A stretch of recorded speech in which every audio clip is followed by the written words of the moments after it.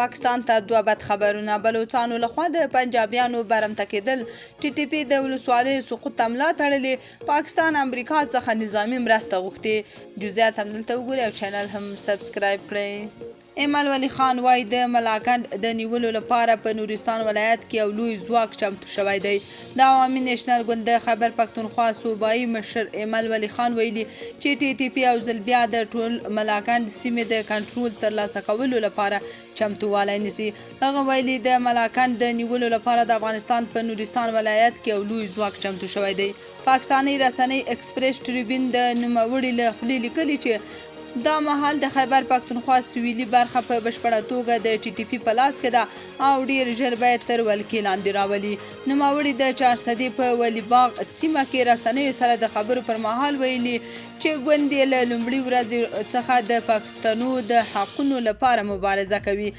په همدې حال په واشنگټن کې د پاکستان سفیر مسعود خان له امریکا غوښتي چې له پاکستاني طالبانو یا ټي ټي پي سره د مبارزې لپاره پاکستان ته نظامی تجهیزات ورکړي. نوموړي ویلي پاکستان د مهان نښان ویشتونکو وسلو د شپې لیدونکو دوربینونو او ارتباطي تجهیزاتو ته اړتیا لري.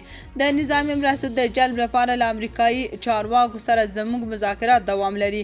پاکستان دغو مرستو ته عاجله اړتیا لري. بلخوا بلوچ وسلوالو د لس پنجابیانو د برمتي مسؤلیت پر غاړه واخیست.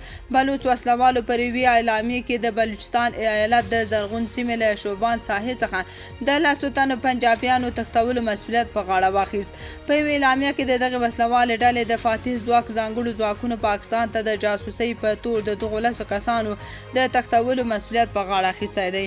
وړاندې ویل شوي چې له نیولو شوو کسانو څخه څېړنې دوام لري او تر بشپړېدو وروسته به د بلوچستانو ملي محکمې ته وړاندې شي او هغوی به په تړاو تر اسنادو او شواهدو وروسته تصمیم ونیسي. تاسو په دې اړه څه نظر لرئ؟ کومنټ کې شریک او چینل هم سبسکرایب کړئ.